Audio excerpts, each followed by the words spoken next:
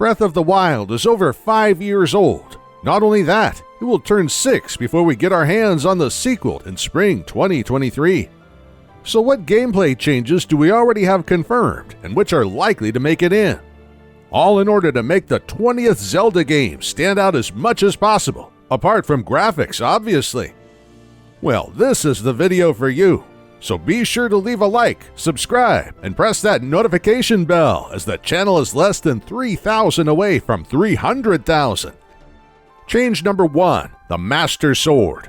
The Master Sword was completely optional in Breath of the Wild from a gameplay perspective and was only required in order to unlock the true post-credit ending, the last scene before Link and Zelda head out on the path of the sequel.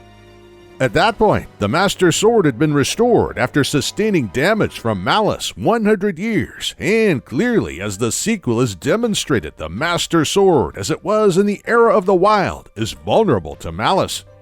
Ganondorf makes it clear as he easily deals with the blade and Link underground, to the point that Link might have been corrupted by Malice, and the blade is, as we have clearly seen, broken.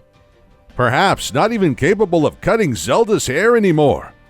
Joking aside, this is the first time in the Zelda series that we start the game with the Master Sword, but as a result of the first confrontation against Ganondorf, it is downgraded to a story item which we have to seek out specific locations up in the sky to restore.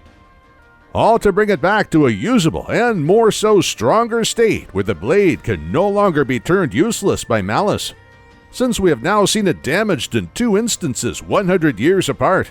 The Master Sword no doubt has a key role to play in the decisive confrontations against the resurrected Ganondorf, but in order to make it Malice-proof, we have a long way to go, which hints that we will not be able to rely on the recharging, only non-permanently breaking sword within the, say, first 30 hours of the game. Since in order to pull the Master Sword in Breath of the Wild, you also had to complete at the very least 40 shrines. So, perhaps it will not be that different, apart from the fact that just like in Skyward Sword, there will be far more story and cutscenes attached to the Master Sword, which definitely has a role to fulfill. Namely, once again serving as the blade of evil's bane, though this time it might be wielded not exclusively by Link, but also... Change number 2, the Hand of Time, or Link's hand blended with the spirits of a past hero, but possibly also corruption. So Champion Blue Link, who merges with Green and then is corrupted by Malice Red, which gives us this final combination with rings and everything. All in all, it drastically replaces or at the very least changes Link's main right arm. But as we have seen, he is still able to wield even the Master Sword, and has special powers that by all indications are replacing the powers of the Sheikah Slate. So far, we have only seen one example of a spiked metal ball being reversed, but clearly this is a Hand of Time freeze and reversal. Naturally, we had stasis in Breath of the Wild, but this one allows for a perfect trajectory from where the object was sent from to literally reverse the projectile or rocks back at your opponent. The Hand of Time is a perfect tool for combat, but also less and more complex puzzles, as Monster Maze has perfectly illustrated animated in his video about time reversal and the gameplay possibilities that they pose for early on and later in the game. The possible Malice corruption within the arm could also have an impact on Link, possibly similar to that of Samus Aran in Metroid Prime 3 Corruption, where phase and corruption from the enemy results in a new suit and wielding powers that also the enemy has, but at the cost of our own health. With that being said, Malice powers are just speculation for the time being. For now, it is clear that the hand offers more than just a combat or puzzle edge, since a lot still remains to be revealed. We need replacements for Cryonis and Magnesis, but there are also movement powers attached to the power of Green, in particular when it comes to... Change number 3, the new underground and sky maps. The open world, or if you prefer open air of Hyrule, is back for the sequel, somewhat altered, but still the same map with some alterations, and perhaps a new province or island edition. Though that is something we will soon get back to, since the key changes are the new man or deity built organic underground and sky areas ready to be discovered below or above the world we already know. Clearly one is more dominant than the other, the sky, while the underground, at least for some time, still remains a big question. Is it a single cave we fight our way out of? And is that it, or is it a more complex underground system? We only know that there will be some type of combat down there involving shield flamethrowers, which are obviously new. But other than that, there could be much more hiding where Zelda fell down to an uncertain fate. Link also falls down to a more expansive archipelago of sky islands. And for any wondering, archipelago is just an extensive group of islands, which clearly this new area is. But the question remains, how truly open is it? Is it truly open world and non-linear, meaning that we can head for whatever island we want to early in the game? Or is it more structured and perhaps even disconnected, meaning that there are different loading areas? Or perhaps they just become a non-linear sky map later in the game, giving us another full open world map on top of the one of the surface, which naturally is the connection between the two, but this time most likely serving less of the shrine and temple role that we saw in Breath of the Wild, which really makes us curious with what sort of activities that will replace these when you move a Master Sword quest to the sky, and probably also temples, dungeons, and some mini-boss fights.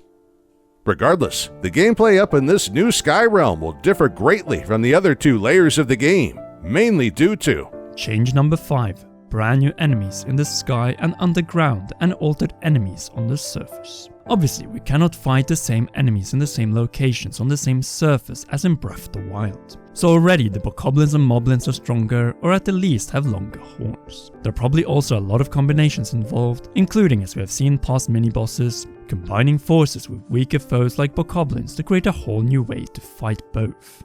Even so, the most interesting enemies are obviously the ones found in the areas above and below, setting the stage for brand new combat. So far, we have only seen 2 foes, an ancient green, most likely spirit-powered automaton with claws to boast with, and with Jasqreate has demonstrated even better through her art of what we can expect. The first new Sky Island foe of many, as Breath of the Wild lacked 2 forms of enemy types on the surface of its open world. Air-based enemies and underwater enemies which cannot move out of the water, but also attack us while in the water. Let me explain. All past 3D Zelda games have had air-based enemies, and in multiple ways. Breath of the Wild also had them through the annoying keys, whiz ropes and guardian drones. But with the latter likely gone in the sequel, we need more sky-based enemies, especially with all the awesome new Skyfall gameplay forms. In the past, we had so many cool air-based enemies with wings, such as the iconic Aerofoss in Twilight Princess and other bird-like enemies in the series. Thus, I'm certain that some form of larger enemies with wings will appear up in the sky. Underground, we already know of this thing that Link rightfully burns with fire. But the darkness is also a perfect location to resurrect some horrific enemies that technically are dead from Zelda's past. Then you have change number 6, the interlayer gameplay.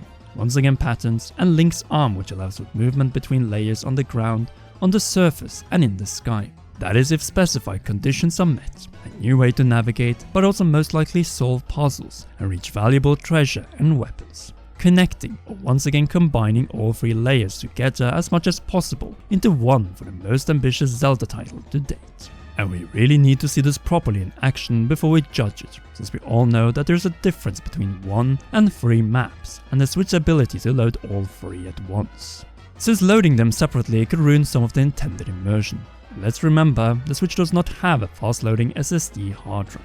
Another thing that could complicate this is if another layer is added to an existing one. So before we return back to a final certain change, let's go over 3 possible changes which have not been confirmed. Thus we'll keep them brief, starting with possible change number 7, underwater gameplay. The most obvious change to the surface, make these massive bodies of water explorable below the surface and with proper combat, with their own exclusive underwater enemies which can outmaneuver you underwater. After all, Octoroks and Lizalfos are water surface enemies. What we need are the return of the enemies found in Twilight Princess and past Zelda games underwater. A possible new underwater world added to the existing surface will create areas to explore and so much more. The potential is immense, just like with the rest of the layers of the game. And let's agree that no underwater again in the sequel will be a letdown that will be far more noticeable and also unforgiving, since it is a boundary that can add the greatest alteration to the existing masterpiece of a map from 2017. Possible change number 8, dungeons. Zelda was a dungeon crawler for over 30 years. Then Breath of the Wild challenged that convention with the shrines and divine beasts. But this is one move that the Zelda team has likely backpedaled on, probably after hearing the voice of the fans. since dungeons were the highlights of every 3D and 2D Zelda game, and the bosses a perfect conclusion to the part of the game that truly challenged the player. So far, the only tease is the sequence of Link using the new paraglider in the sky towards an island which appears to have a structure that might be a temple. A slight hint perhaps before a big premiere with the reveal of the final title of the game? Only time will tell. Now on to possible change number 9, instrumental gameplay. Yes, the one in the thumbnail, as musical instruments used for gameplay purposes have been a part of 3D Zelda games since Ocarina of Time, and that game was even the first to feature an instrument or item in the title of the game. Don't take me wrong, music and songs were present in Breath of the Wild through Cars and his accordion, but it doesn't change the fact that this concept of Link playing the accordion has never been realized. The Goddess Harp could also make a return, since this is the trilogy of the goddess and her hero, and perhaps the instrument that they shared is still there somewhere after Link, the hero of the sky, brought it back down to the surface. No matter which instrument, music played by Link has always had significant weight to the quest and story at hand. From Sheik teaching the Hero of Time to the King of Red Lions, the lingering spirit of the Hero of Time teaching the Hero of Twilight, and so on. These moments have a special place and will hopefully return for mandatory story and gameplay purposes, just like the almost certain and final change we will cover in this video. Change number 10, a final boss that doesn't disappoint. A puppet is supposed to pale in comparison to its creator or master. Thus, it is better we forget Dark Beast Ganon once and for all, since Ganondorf is back, and he is clearly not playing around. Causing Zelda to fall, Link to be impacted, his Master Sword broken, and the castle unreachable, at least early on in the game. A being with such power, but also cunning intelligence, who has clearly learned from his past mistakes, will be the challenge that we have been waiting for. No more target practice. And yes, most likely this fight will be even more epic than this fan-made concept art. A battle for revenge, redemption, Triforce, and most of all, conclusions. We expect nothing less than a level above the best fight in the series to this point. But what gameplay changes do you think Breath of the Wild 2 needs beyond the ones we have gone over here? Sound off in the comment section down below. If you haven't already, be sure to share this video, leave a like, subscribe, and press the notification bell to make it more visible and to not miss any of our upcoming Zelda videos. Plus be among the last under 3,000 subscribers towards 300,000 subscribers who will bring our Switch OLED Plus game giveaway, hopefully before my 30th birthday on June 13th. Last but definitely not least, a big thanks to you for watching and to all our patreon.com/comearound patrons, and in particular, royal producer Charles. You rock, and please enjoy one or both of these two awesome videos.